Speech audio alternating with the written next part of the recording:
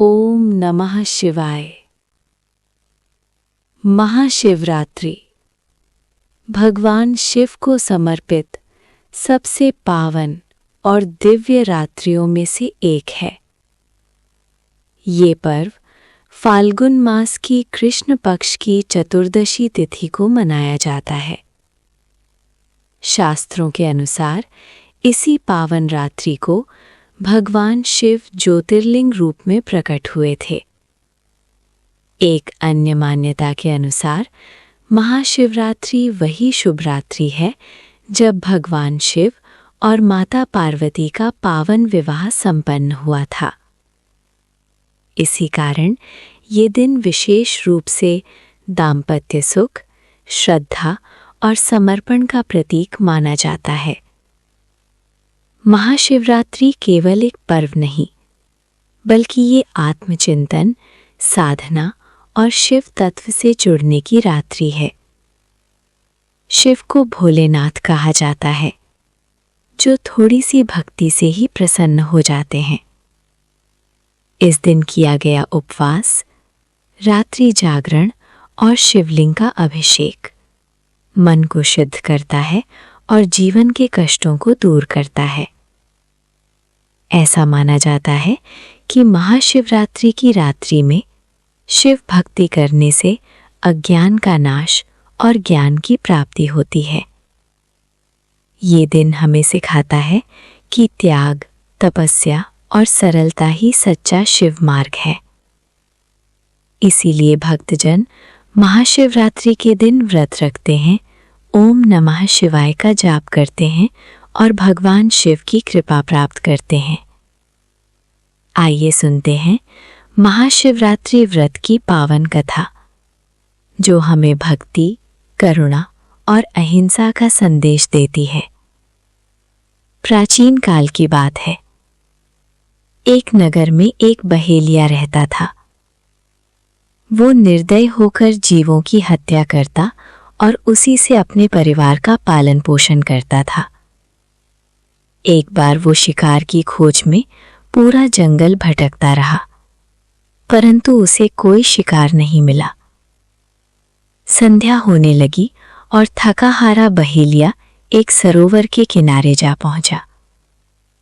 उस सरोवर के पास बेल वृक्ष के नीचे एक शिवलिंग स्थापित था। रात्रि में पशुओं से डरकर बहेलिया उस बेल वृक्ष पर चढ़ गया। पूरी रात जागते हुए उसके हाथों से बेलपत्र टूट टूट कर नीचे शिवलिंग पर गिरते रहे।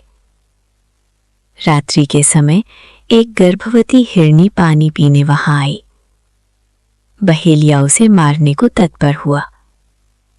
तभी हिरनी ने करुण स्वर में कहा, हे व्याध, मैं गर्भवती हूं, मेरा प्रसव निकट है, कृपा करके मुझे जाने दें।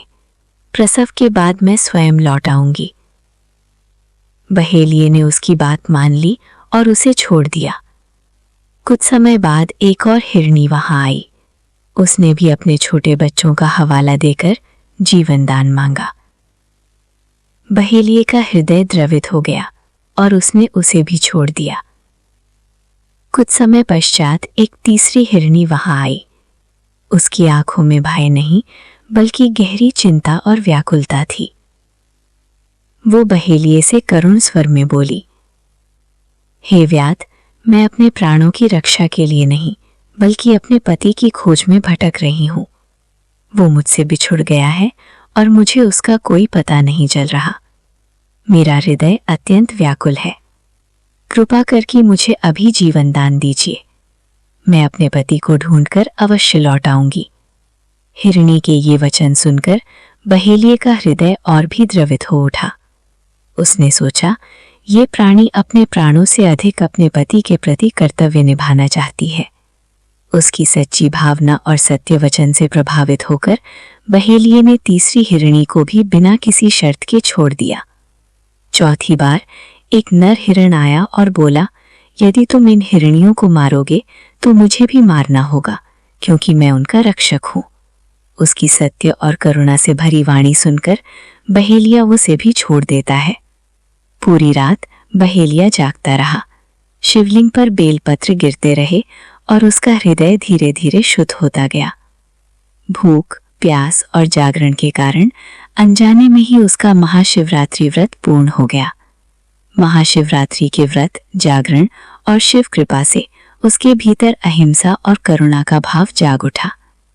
अब वो निश्चय करता है कि वो कभी किसी जीव की हत्या नहीं करेगा। उधर हिरण्यों से मिलने के पश्चात हिरण्य बहेलिये के पास आकर अपनी सत्यवादिता का परिचय दिया। हिरण्यों के सत्य और दृढ़ व्रत से व्याध का हृदय पूर्णतः परिवर्तित हो गया। उनकी सत्यनिष्ठा और पतिव्रता भावना से प्रभावित होकर वो बहेलिया अहिंसा परमो धर्म का सच्चा पुजारी बन गया। उसकी आंखों से पश्चाताप के आंसू छलक पड़े। वो अपने द्वारा किए गए समस्त दुष्कर्मों पर गहन पश्चाताप करने लगा और मन ही मन भगवान शंकर से क्षमा याचना करने लगा। व्याध के इस हृदय परिवर्तन को देखकर स्वर्गलोक के समस्त देवता प्रसन्न हो उठे। उन्होंने उसकी सत्य, करुणा और अहिंसा की भावना की सराहना की। तब भगवान शंकर स्वयं वहां प्रकट हुए। उन्होंने बहेलिये पर करुणा चिष्टि डाली, उसे अपना दिव्य आशीर्वाद प्रदान किया और उसे शिवलोक का अधिकारी घोषित किया। इस कथा से हमें ये शिक्षा मिलती है कि भगवान शिव भाव के भूखे हैं। यदि मन शुद्ध हो तो अनजाने में की गई भक्ति भी मोक्ष का मार्ग दिखा सकती है। यदि आपको ये महाशिवरात्रि व्रत कथा अच्छी लगी हो तो वीडियो को लाइक करें, चैनल को सब्सक्राइब करें और शिव भक्ति से जुड़े रहने के लिए हमारे साथ जुड़े रहें। ओम नमः शिवाय।